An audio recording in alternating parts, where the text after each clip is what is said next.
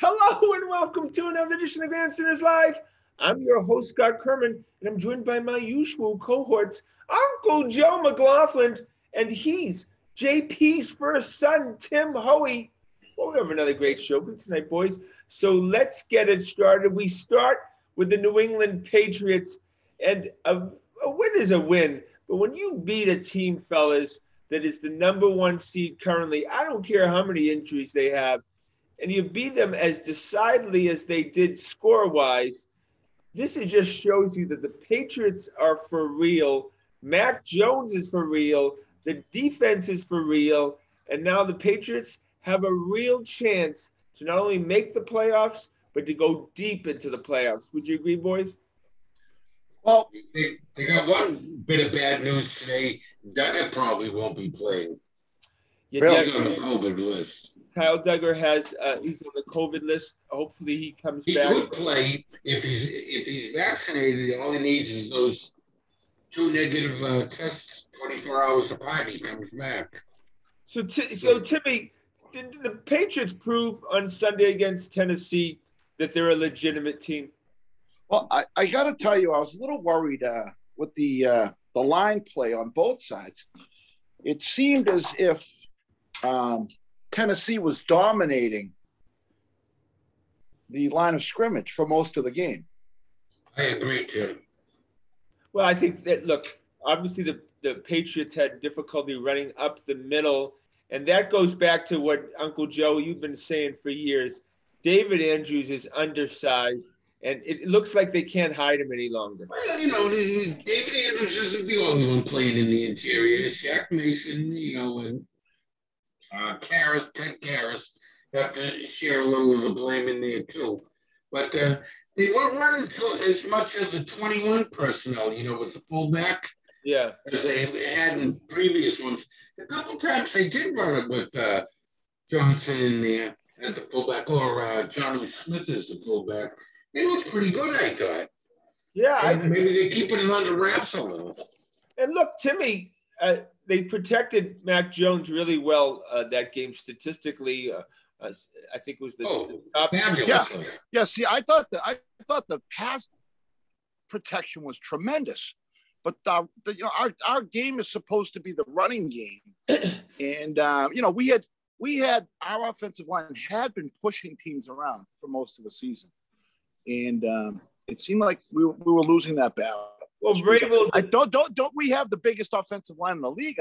I've been led to believe, or just about one of the biggest. Oh, they are the biggest. That biggest doesn't mean the best, but yeah. Well, Vrabel's a Belichick disciple, and he knows that you want to take out what you do the best, and he took out the run. But Mac Jones and the Patriots made the adjustment, and they scored 30-plus points again. And this just shows, Mac Jones comes under more of a microscope than Tom Brady did for 20 years. And a lot of people saying that Mac Jones, including Uncle Joe, had a poor game. I'll take a poor game and score 30-plus points every time. Well, the special teams and the defense gave them short fields all game long. They didn't have a long drive, one single long drive until that garbage time drive. Not one all game. A lot of field goals. Drive of the game. The opening drive was Gunnar Olszewski's drive, 32 yards. They started on the other side of the field before you say it started. Right. He put him into the end zone. He scored 30-plus points. I don't know what you expect from any quarterback. Scott, we're just saying the defense and special teams were the leaders of that game. They were the ones putting those points up. Let's not let our eyes. I believe what my eyes showed me that game. That score was not reflective of that game at all. Well, that was a tough game, and that was. I mean, that of any game I've seen this year, that score did not reflect the game that I watched with my eyes. I disagree totally. Look, that was a freak score at the end of the half that should never happen. I felt like the Patriots were in control of that game the whole time. I know you guys in our text thread, you guys were all nervous and trashing the Patriots, but I thought they were in complete control. But on the very next series in the third quarter, the guy ripped off like a 40-yard run, but he fumbled on. Who was it that knocked the ball out? Was it J.C. Jackson? Yeah, J.C. Jackson. J.C. Jackson. That was a tremendous play. That was a game-changing play right there. Because the momentum was going the wrong way. That changed everything around that play. Look, Mac Jones doesn't make mistakes. Bill Belichick talks about turnovers, and the turnover ratio is 4-0. Pretty much, if you go 4-0, you win every game in the NFL, and they won that game. But Mac Jones, well, he should have had one intercepted. That's for sure. It was right in his arms.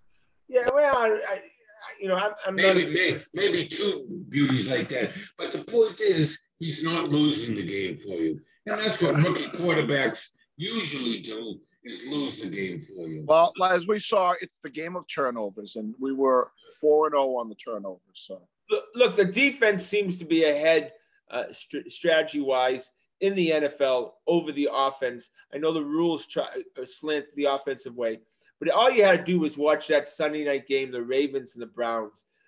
Mayfield, Jackson, supposed to be these up-and-coming or already there quarterbacks, and they were terrible.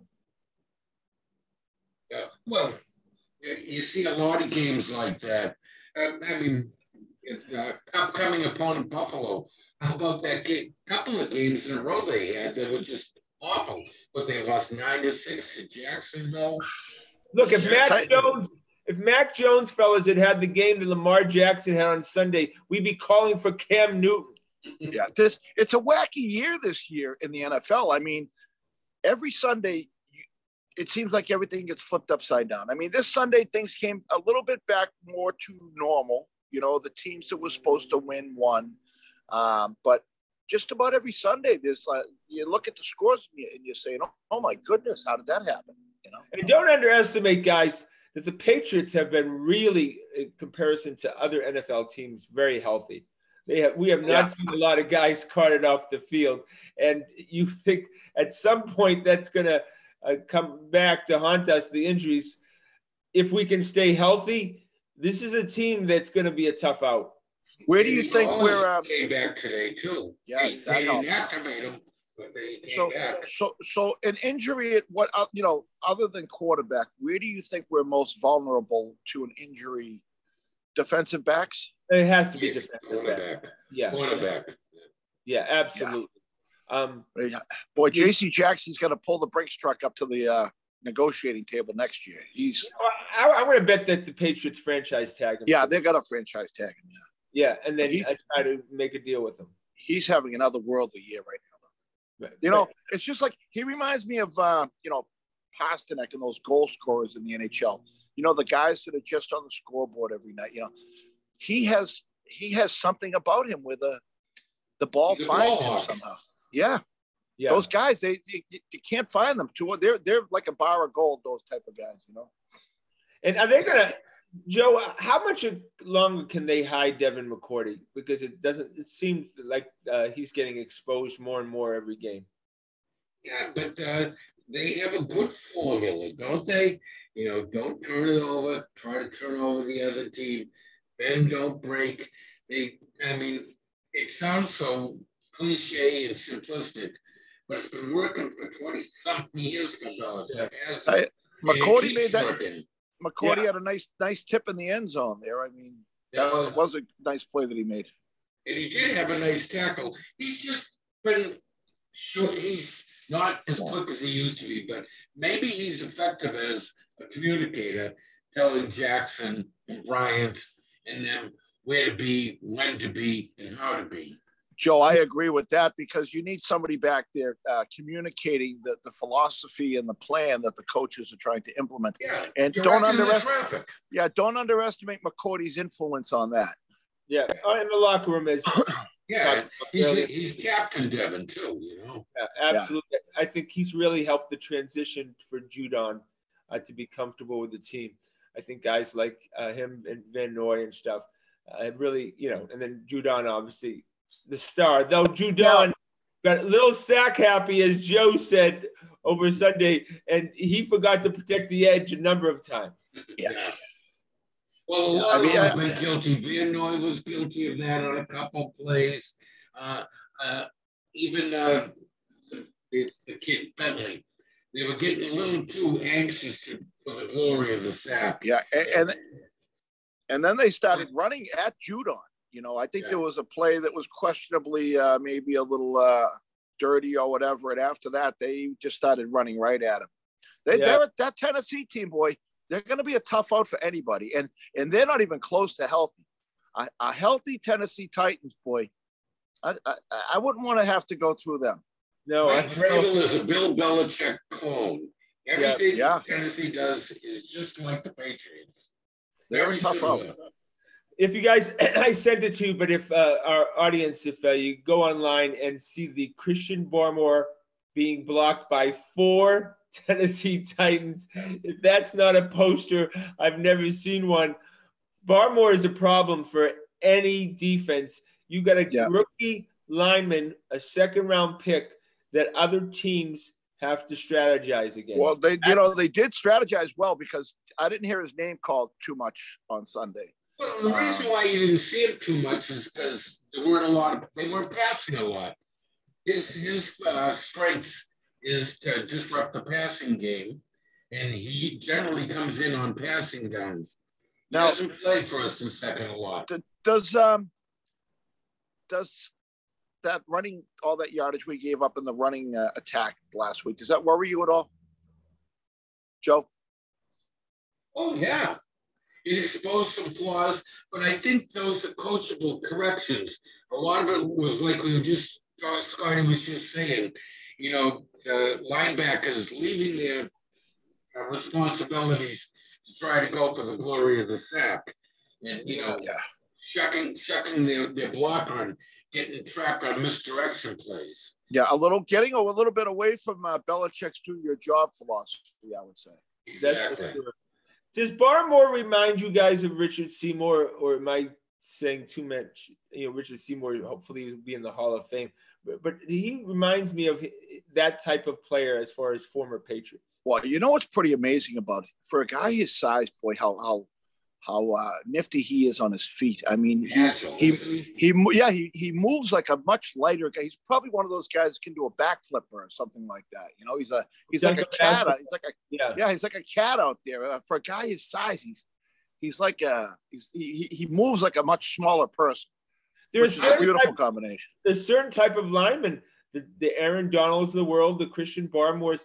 They're just a difficult defend for a lineman, the way they're built, the way they play, and they don't know what to do with them. And they shed a block quickly. He even more reminds me than Seymour. If Seymour was tall, I would say he's more like a smaller version of Big Vince. Yeah, you talk about that athleticism and, you know, the size and the ability to eat blocks. Who did you say, Joe? Double teamed. Vince Wilfork. I think he's more like Big Vince.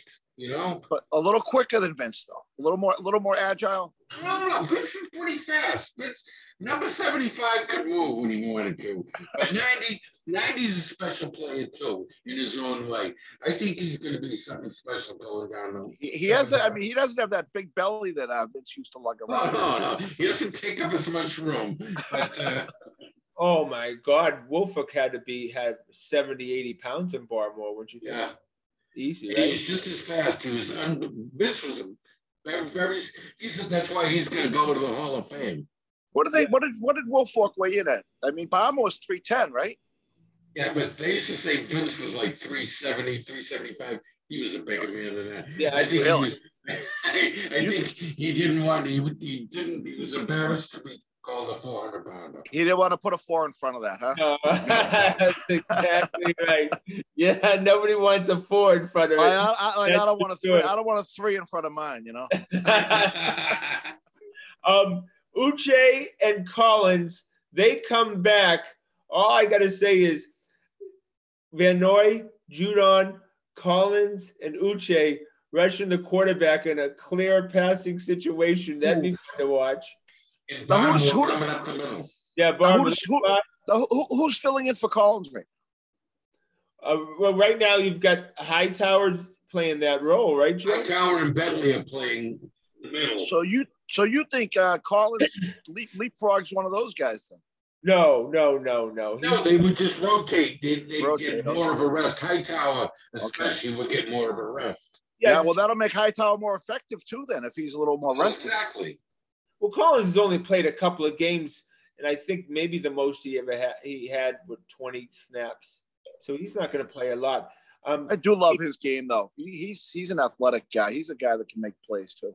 Well, he's a guy, Timmy and Joe, that Bill likes to rush from the middle of the field, not wide with Collins. He's a big kid, yeah. Yeah. So he doesn't come wide like Judon does and Uche. It'd be very interesting, and I think you'll see that as the season goes on. Those 5 guys rushing the passer, and I can't wait. And Van Noy's been fantastic knocking down. Van Noy really does well coming through that A gap up the middle, like you were saying. Collins will be doing. So Van Noy and Collins will be running up the middle there. And Van Noy had a great game blocking balls. I'm trying to figure out why Miami let Van Noy go. I don't understand it. The way he's playing now. Was it the money? He was going to get $15 million. Yeah, that's a little. He's probably more like a 8 or 9 guy. Fiver. And we got a compensation pick when the Dolphins signed him. And for 1 year, I think we got the end of the 3rd round. Yeah, in fact, one of the picks, or the end of the 4th round, was one of the picks we traded to get Barmore. So I think it was the end of the 4th round. Wow. He's a gift that keeps on giving, huh? Yeah. Now we got him back at half the price that the Dolphins are paying. So we took that compensation pick and packaged it in to get Barmore.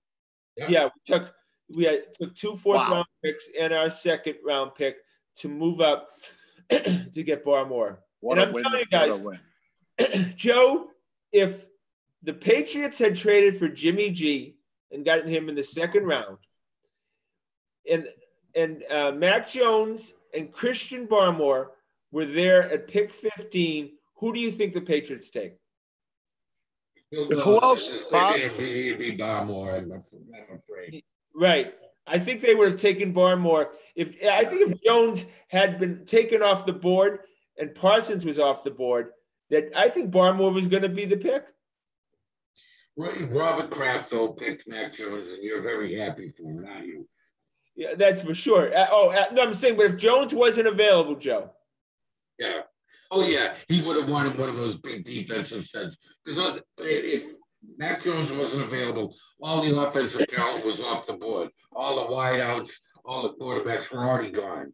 Yeah. The top-notch offensive tackles, gone. All the offensive talent goes early. Yeah. All right. So I asked you this question last week, Joe, and I want to get Timmy involved.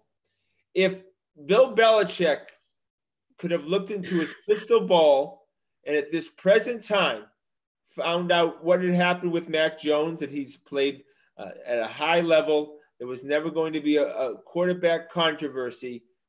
Timmy and Joe, would Cam Newton be the backup quarterback right now, playing 5 to 7 plays a game in the red zone and in short yardage situations? So I'll let you go first. You still think? I still don't think so. He doesn't want a quarterback controversy on the team. And Cam he already knows. Had a lot of gravitas with the veterans. He was a popular guy. No, but I'm talking about right now, Joe. Right now. Bring him in out of nowhere. Right now. Taysom Hill. Okay. I still don't think that's not Belichick's MO. Yeah, that's not our offense. I don't think so either. And I think that they saw, Cam Newton has really, really exposed himself right now for exactly, what last year was not an aberration. If anything, he's worse right now. And I think they're going to sniff of that, watching him. Yeah. I mean, that's what he is. I mean, Carolina, I'll be surprised if he, stays with them now. Timmy, he's going to receive. He's getting $10 million guaranteed from the Carolina. Well, I mean, they can stick with him and lose every game if they want. I mean, or they can have some balls. They can have some balls and switch it up. Well, I mean, he's terrible. I think they're going to do like what Scotty likes and wants to do with him. is they'll have that PJ, what's his name, be his quarterback between the 20s, and then the red zone will come Cam with that threat to run. But I don't even think that's, that's all he is, a threat to run. He's not a threat to pass. If I'm in the red zone, I wouldn't want to waste it on Cam Newton. You just you put two linebackers keyed in on him, and that's the end of that, Same decent quarters lining up on the line of scrimmage. Yeah, I mean, he cannot throw the ball anymore. It's just so apparent. So Bill Belichick had lots of good things to say about Jalen Mills. He was kind of that free agent pick that we were worried that this was kind of a bust. Yeah, was he a free agent or was he a trade with Philly? No, Mills was a free agent from the Eagles. He had a strong game last week. In fact, recovering that fumble was great athleticism to be able to stay in bounds down the field, and he covered well. We talked about him last week as the weakness, the glaring weakness on that defense. If he shores himself up, wow. Yeah, I mean, I want to see a little bit more of it from him, though. I mean, he does. To me, he still is the weakness there. But if he can improve and get with the program, it could be good things. Would the Patriots consider, from what I'm hearing, Jason McCourty is injured but could come back? Looks like he'll be possibly cut by the Dolphins. Does that feel like a late season reunion? Well, I don't know. I don't know if I want to cut the speed down back there. This is a fast league. And if you're a half a step behind, I would like somebody more athletic than him out there. Well, I don't mind keep him off outside the hashes. But if you want to use him against the slot receiver between the hashes, I got no problem with that. If you're going to go man with your slot receiver, let him be the slot corner. He never goes outside the hashes.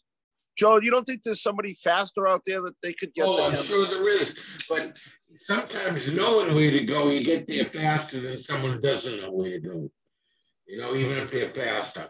So, especially between those hashes, when there's not a lot of wiggle room anyways, I think he could be more effective. It still feels like somebody's going to get cut from some cheap owner who wants to save a couple of game salaries. Someone's going to get cut that's going to help the Patriots. I don't know who he is yet, but it always seems at the end of the season we pick up somebody. Now, do you think the Patriots have that cachet again that we lost? Do you think we're regaining that? We're a destination team for some of these players. That's a great question, Timmy. I would say right now, no, because the Beckhams of the world, they're going elsewhere. Yeah, I mean, football has always been they go to the highest pay.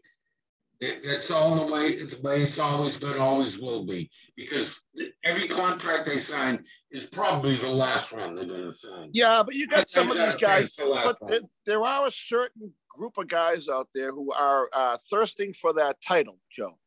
Guys at the end of the line, most of them can't help you. Joe, but what goes in them, it's fine to forgive them, throw them a bone, but usually they can't help you.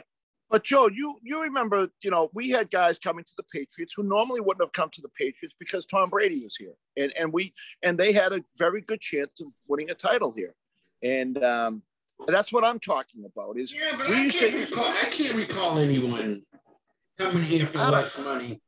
Well, I don't know.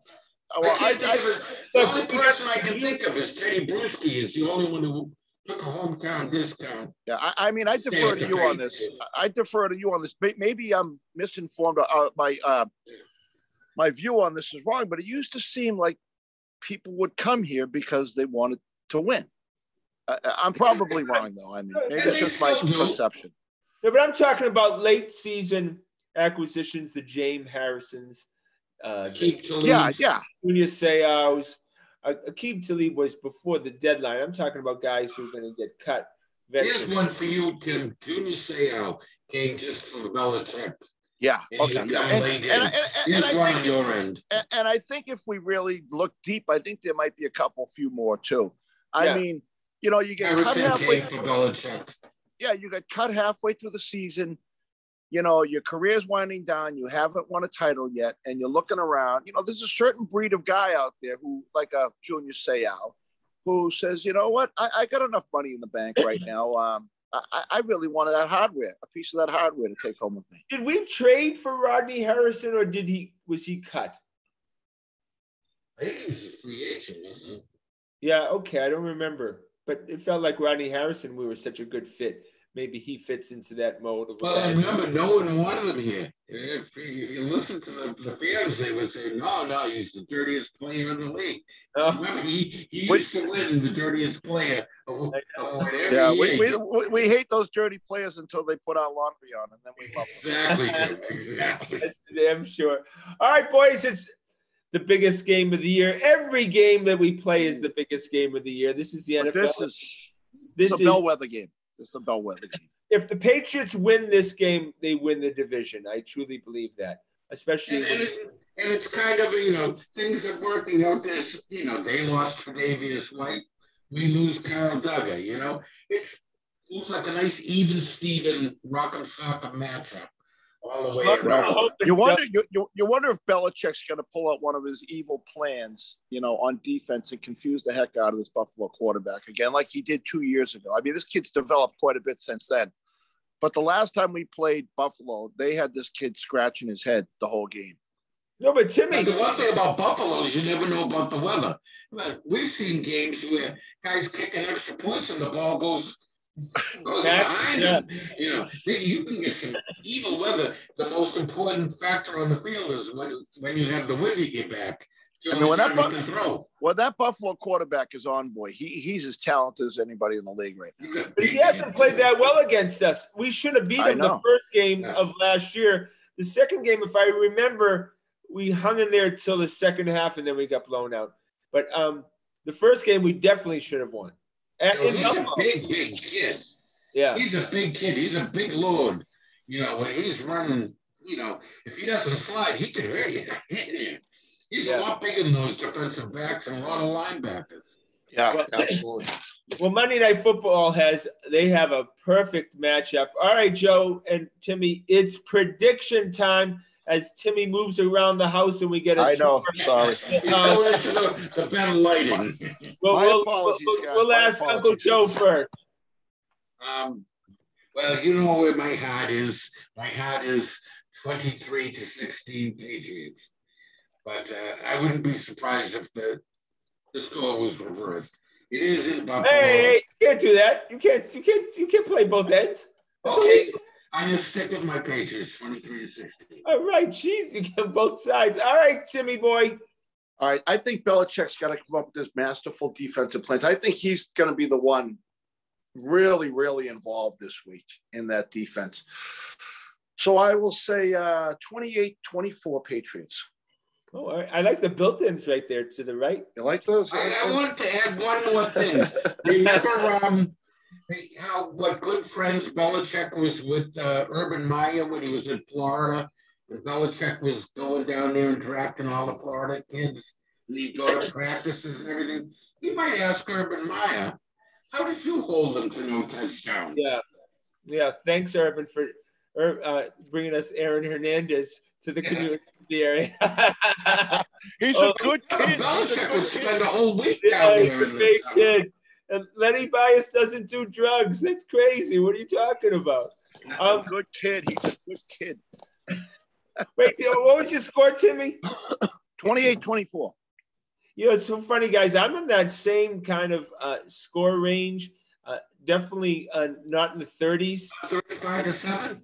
I feel like it's a 21-17 Patriots win, but I definitely think it's going to be close, and I definitely think it's going to be lower scoring than what we've seen in recent games. Anyone have a forecast for the weather? It's probably going to be pain. Just pain. It's never good in Buffalo. It's never good up here. I love that after the it rains dildos in Buffalo. ESPN's interviewing Mac Jones about the snow on Sunday. I mean, I was there. There was a couple of flakes. You couldn't even tell it was snowing. You know what I mean? It was a nice day. Yeah, well, I don't know if I go that far. No, that not nice. It's cold, Joe. Well, it's cold if you're standing there in the stands. Not moving. But, you know, I was at most of it. Timmy, I texted you. You never answered me. What section were you in? I was right on the 30-yard line. So I was in the lower section, the 100. I was in the lower, right underneath the luxury box, right underneath the club seats there on the 30-yard line. Oh, the compliments of the Lombardo family. What a spread they put on. Oh my goodness. What a tailgate. They are professionals at tailgating. Oh my God. Oh wow. I love tailgate. Yeah, I'll put a little promo in there for the Lombardo's function hall there in Randolph, right off Route 128. All right. Oh, good. Maybe they'll cater the Grandstanders live Christmas party. Hey, let me tell you, they know how to do it. We had lobster. We had. Oh, they sure do. We had tomahawk ribeyes, 40-ounce tomahawk ribeyes. It was like something I've never seen before. They know how to do it. Oh my God, Jesus! And their parking spots at they were at the Enterprise. I don't want to put it out there too much, but they're at the Enterprise a lot across from the stadium, and they have the signature L in there, 6 parking spaces that they park in. You know. Oh, I think they've been going for 30 years now. But that's the way to do it. Yeah. All right, boys, go to the Boston Red Sox. It's just hours before they have a lockout, which is just ridiculous. I mean, in these economic times, guys making millions of dollars deciding that they need to get more millions and the owners fighting. Nobody's going to buy any of this stuff, huh, boys? Who's right and who's wrong here, Scotty? What do you think? Look, both parties should be very happy and feel blessed that they're in a situation that they can be part of Major League Baseball. Just get it together, boys. The players are making money hand over fist. The players are doing very, very well. Why not throw the fans a bone?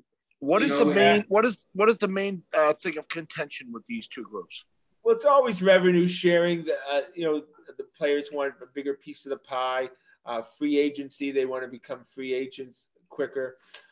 Well, I can't blame them there. These teams just, it's kind of like indentured servitude. You get drafted come on, Timmy, really? Not at $10 million a year. Remember, they go arbitration after what year, 2 or 3? Is it that quick? Okay. Bucks. I mean, when you have Kevin Plawecki sign a 1-year deal today for $2.5 million, he's Bob Montgomery, for God's sake. I mean, come on. I mean, Bob Montgomery was doing sales for the Red Sox while he was the backup catcher. I think what they really want is get the baseball to stop with the foolishness, like, keeping Duran down in the minors until the All-Star break, just to save that extra year. To maybe do away with the hard and fast rules. If you come up during the year, it counts. That way, maybe the teams will bring guys up earlier. Yeah. Rather than, wait until August. I mean, also, from the owner's standpoint, they have to invest in, 75 kids before they get one out of the deal. So, they draft and they bring them in the minors and they're supporting these minor league teams. And so I guess you should have some type of rights to these people. What's that? Well, now aren't they going to have to pay for the housing of these kids now? Yeah. Oh, poor little owners. Oh, I know. I'm just going to speak for myself moving forward, and we've been doing this show for 7 years and hopefully do another 70 years.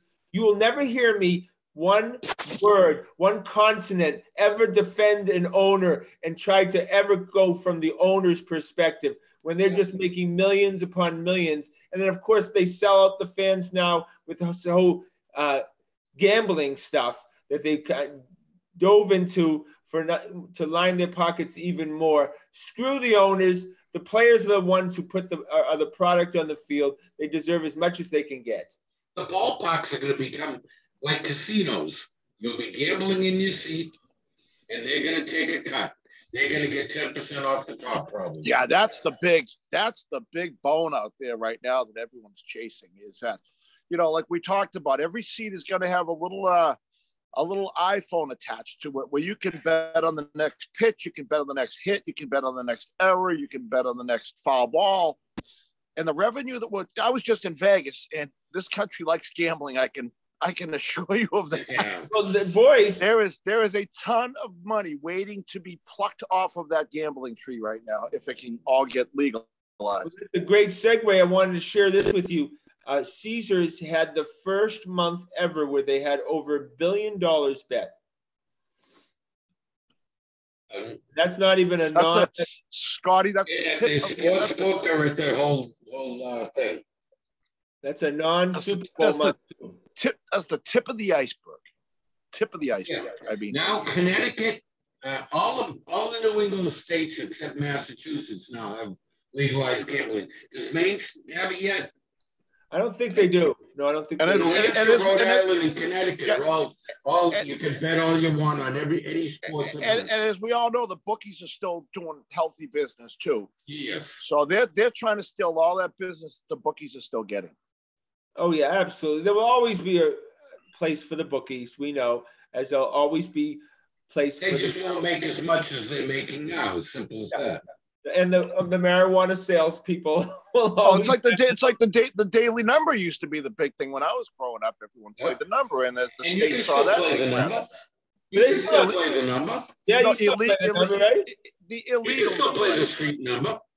Yeah, I'm sure the revenues aren't what they used to be, though. Jim. Oh, nothing like they used to. No. Oh, that was now you get the local town variety store and you play it, Oh, remember the Herald? The only reason why people ever bought the Herald, well, it was the Record American then, remember? And the only reason people bought it was because they put the street number in there. And they turned the corner of the paper. Every page on the orange line was turned to that on the Herald. You know what I mean? Well, I remember the football cards growing up. Oh my God! Every office had a guy. Still out there. Every office in Boston, every department, and new accounts department, every department had like a bookie, that went around on Fridays and handed the cards out, right? Yep, we had teachers. I kind of missed that. Yeah, the Methuen teachers, I swear to God, they'd be handing them out. And, you'd be in a study hall and everybody be filling out their cards handing some guy $1, right? Remember, I worked at Merrill Lynch, and there was a guy came in, there was already a guy doing the cards, and another guy came in, he started doing cards. I mean, they almost had a brawl outside about who was going to do the cards, Every job site in the world would have the lunch guy. Yep. And it was $1, right? $1. $1, right? And then you had to fill up. 4 teams was the minimum, right? 4 games was the minimum, and $10. No. Oh my God, those were the days. Yeah. They still have the cards. They have to see footballers taking over 99% of that business. And can you imagine the revenue that was generated from that? By the time it got to the top, wherever the hell that was. How much money was going out of those cards? 99% losers. Yeah. They paid out like 5% maybe. Yeah, I think I made one once. But even then, $1, you'd peel $1 off like it was nothing, even back then. You know what I mean? Yeah, absolutely. It was only $1. All right. So the Red Sox. Okay, so guy like Robbie Ray wins the Cy Young. Signs a 5-year deal for $110 with the Mariners. Seemed very reasonable if you're the Boston Red Sox. They don't do that. Then they sign retread Michael Walker and not for $7 million. And they sign a guy today in Paxson who I like. Who won't even play. I like that too. But had Tommy John surgery, and probably the earliest he comes back is August. I don't mind not signing those, Scott. We have a 2-year option on a 1 or 2 year option on 2 years. Right? 2 year option. 2 years I after this. I mean, this guy sounds like he was really something when he was on. As we all seen, this Tommy John surgery is not a game ender by any means. I like him, but obviously, I just talked about $17 million. They saved $17 million for getting rid of Richardson Perez. And Erod. I would have, right. And then Erod another 10. It seemed like a guy like Ray, a lefty pitcher, a young lefty pitcher, and was an opportunity that they missed, that Heim missed. You think Heim doesn't like a lefty too, so I like that part. Yeah, it seems like they want. They kind of throw a bunch of mud against the wall and see what sticks. Is kind of what it seems like. You're like again going against what you're saying, Scotty. I can see your point. I would have liked, what's $10 million, right? I mean, but they don't like to. It seems like they don't like these 4 or 5 year contracts, so they like to almost go a year at a time with these guys. Yeah, I mean, definitely fearful of Chris Sale will make you fearful of any long-term deal. Pablo Sandoval will make you fearful of any long-term. Carl Crawford. I mean, we can just go on and on. David Price. The Red Sox have not done very well with long-term deals. So have we got to the point in Heinblum we trust yet?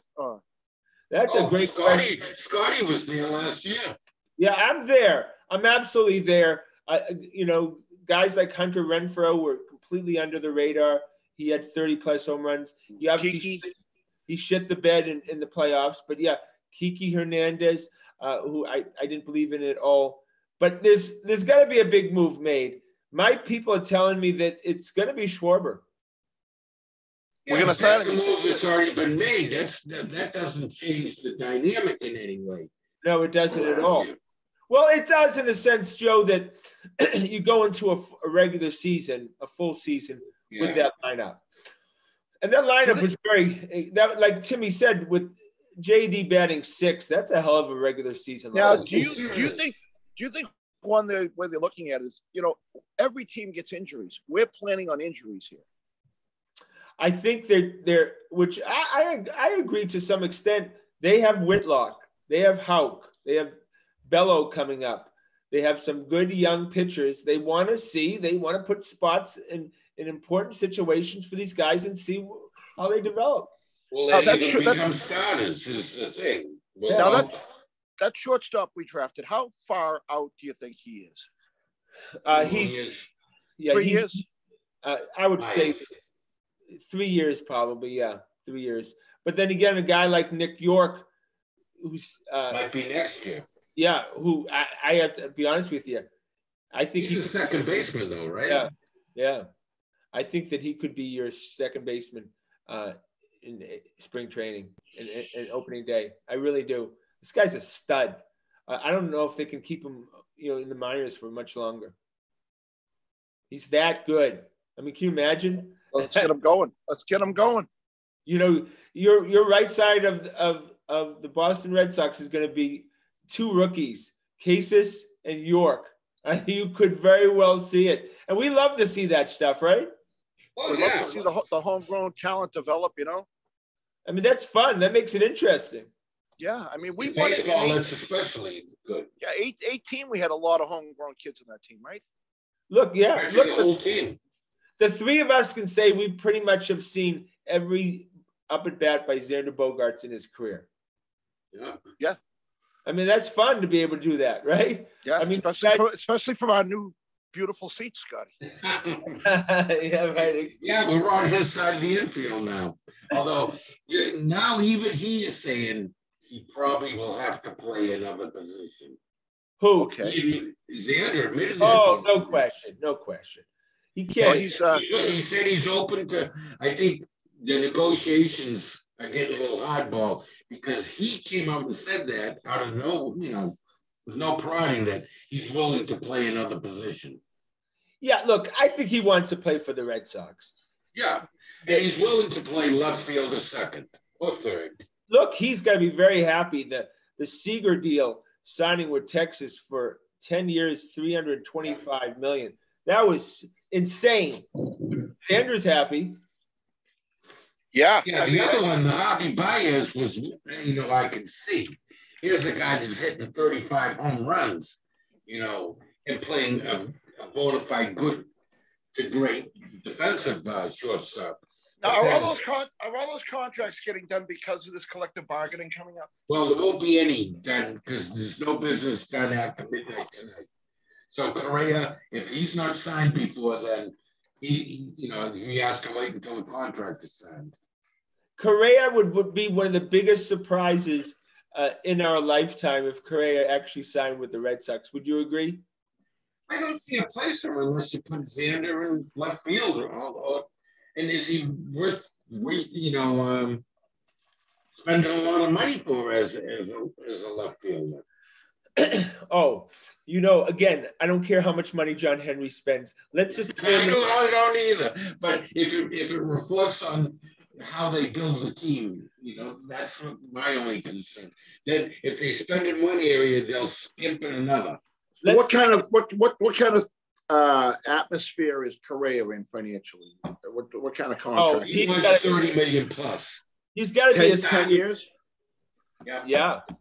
10 years, $300 million minimum. That's where he wants to start negotiating. Give it to him. I don't see it. Give it to him. Imagine that lineup. Imagine we'll put Xander at third. No, I'm going to even play the fun game. Let's just play fun. Xander at third. Devers at first. Correa at short. York comes and plays second. And Schwarber's in left field. Yeah, even better. I want them all. And are you going to keep Hunter and right? Yeah, I want them all. I want all the players. Pay them all. What do I care? So Hunter Renfroe would be our right fielder. Yep. Right now. Look, boys, our seats are $49 each seat. We can handle it. I couldn't see no to game. Yeah, I couldn't believe that's actually a really good price, boys. Yeah. We're right in the sweet spot there. I mean, at 40, oh shoot, I should have told anyone. But needless to say, Grandstanders is the best value in Fenway Park by far. Yeah, absolutely. Yeah, right. Especially where we've always been. They call this Section 8 now runway seats. I don't even know what that. No, baseline or something. They don't even know what to do with them anymore. How about have to turn your head to watch the game seats? How about that? In fact, you're underneath the overhang, you're out of the weather, the sun and the rain. What they should sell there in Section 8 is like a neck brace that you put on where your head is tilted down, like turn. And with the 45-degree angle stuff on the neck brace, It's so true. And boys, I feel so bad we didn't even go visit Kenny one time. Neither of you guys went to see Kenny, did you? No. I saw him. He was one day when I was coming in. You saw him? He was wandering around down there by the front gate. I think Kenny was lost. Was he holding a mailbox up? I waved to him, but he didn't even acknowledge me. He was holding the mailbox up, I think. Well, I can understand why Kenny would be lost. He's only been working there for over 20 years as an usher. Well, remember the time he was working on Mason Terrace? Oh, yeah, I know. A few times I've seen him on Mason Terrace. I know. Trying to find his way home? He worked construction during the day. Oh, my favorite Kenny story is when he got taken. He had to go home for the rest of the season because he enjoyed sharing drinks with the fans and socializing. Oh, I used to see people handing them to him as they get one, two for them and one for Kenny. On the way. Opening day, I have this long discussion with him before the game. He's like, everything's cool now. He's going to behave. By the fourth inning, I go down and take a leak, and Kenny's drinking with a group of people. I'm like, that's it. I love that. I hope management isn't watching. No, they took him to the World Series in 18. Really? Yeah, they took him. They got a ring. Yeah, they took him. Remember that? Yeah, he's got a ring too. He's got 4 rings, I think. Yeah. Really? Yeah. Wow. God bless Timmy. We had to do a shout out for Timmy. All right, boys. Kenny. The old Timmy. Yeah. All right. That would have been me, Scotty, if things hadn't changed. I would have been usher at Fenway. That would have been bad. I would have peaked at that. That would have been the peak. I would have been on triple secret probation. Yeah, they don't fire too many people at Fenway. I know. No. All right. That time help was hard to get. What does Heim do? Does he go out and get a stud starting pitcher? I think he's got to make at least one big move. I mean, More likely a trade than a sign. Yes, it's more likely Garbeck and maybe that Jared Duran. Yeah, I think he's not going to work out. Send those two guys in a pitching prospect for a major league pitcher with Oakland or Pittsburgh or one of those teams that small market teams that want 3 for 1. Yeah, I think what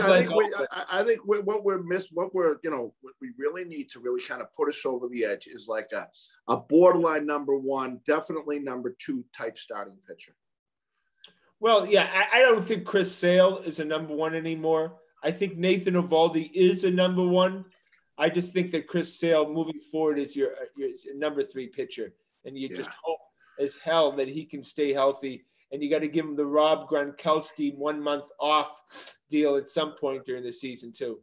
Yeah, it seems like it could be a number, say 2 or 3. Yeah, he was there before at that level. He was like a number 1, number 2 before. But we're waiting till August. We're waiting till August till he shows up, though. You could be buried into the standings by then. We waited that long for Sale, and then he sucked anyways. I know. Yeah, absolutely. But I think we desperately need that heavy hitter number 2 starter right now, and hopefully he's got something in the works. Well, I can't wait for the season. Hopefully they figure out what they need to figure out, because I can't wait till March 31st, opening day at Fenway Park. I'm sure it's going to be quite warm, because it's always warm in March. I'm so glad that they. Why would you start the season in a place called like Southern California? It makes much more sense to be playing baseball games in March at Fenway. You know what I'll tell you too. The difference is too now when you make the playoffs, right? People now we recognize, and the majority of the people in Boston now recognize the Red Sox starting lineup. If they hadn't made the playoffs, people would be still kind of be looking, who's that guy? Who's that guy? Yeah. We all got to really know this group now. Scotty, therefore, you're really looking for the start of the season because we know this group now. We've seen them, on the big stage. So we're excited to see them again. Yeah.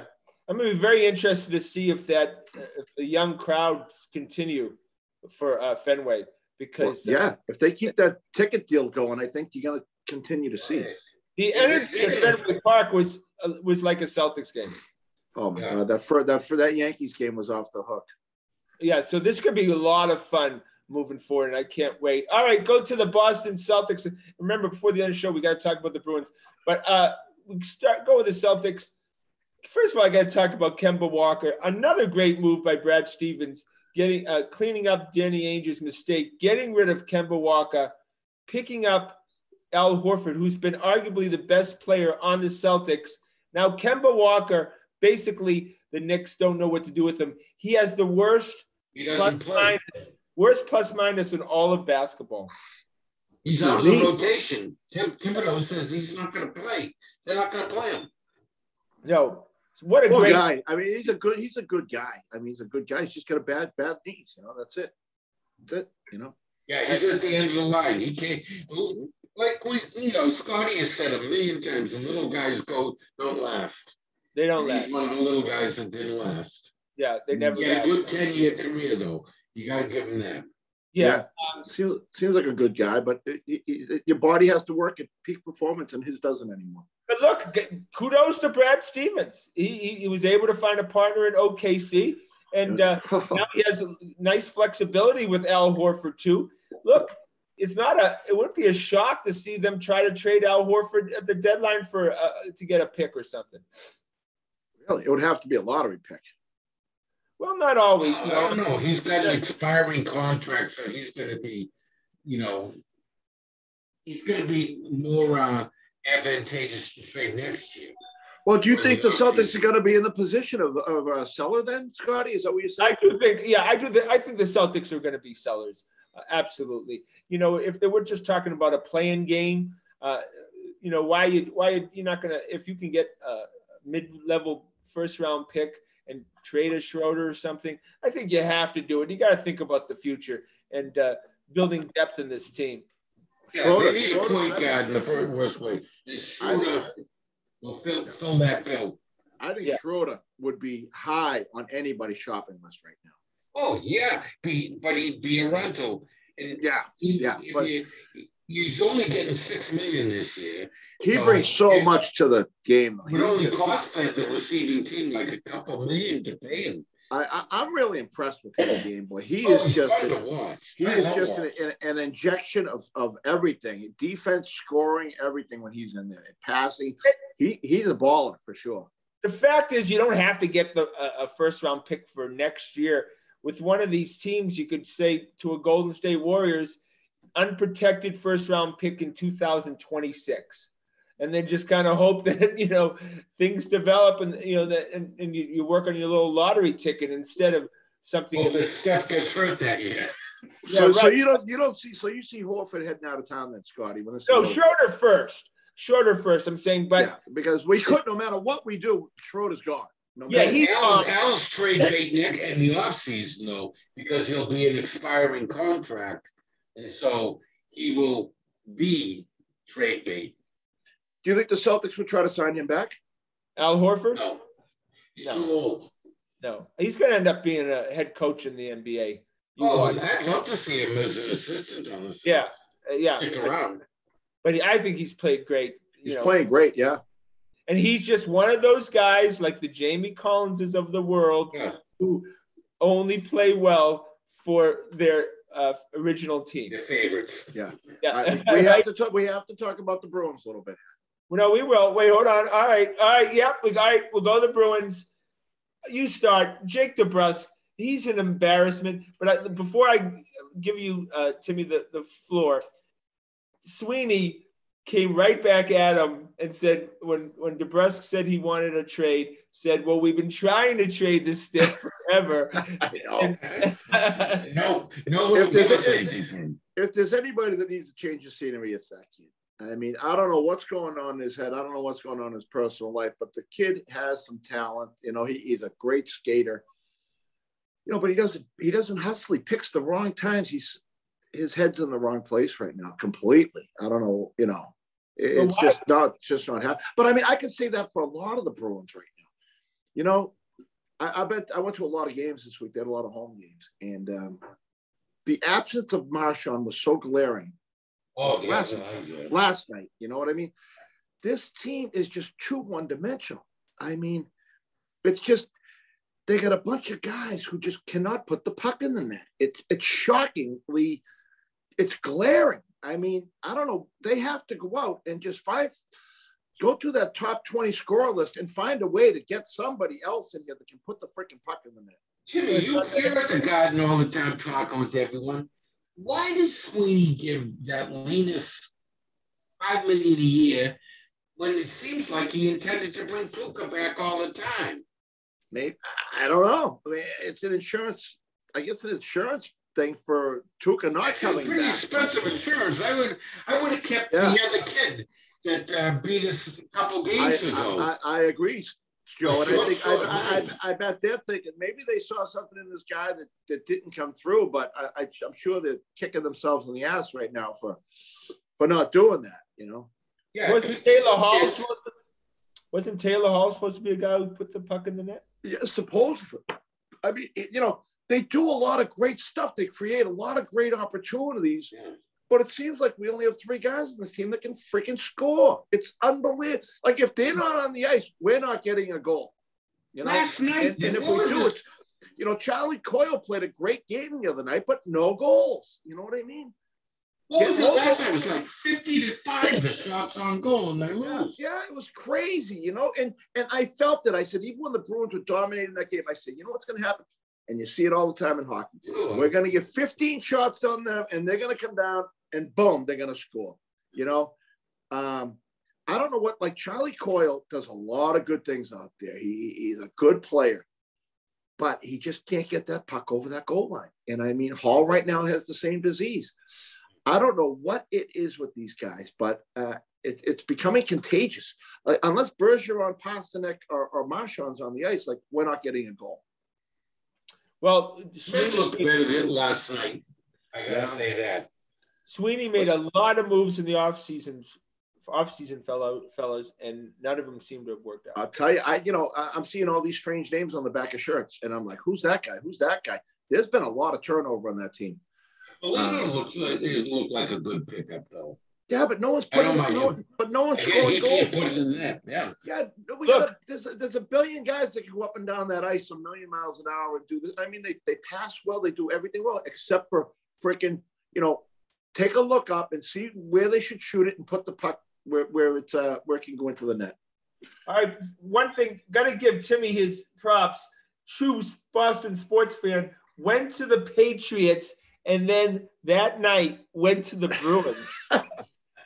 That's crazy. That's crazy. Well, how about this? Home.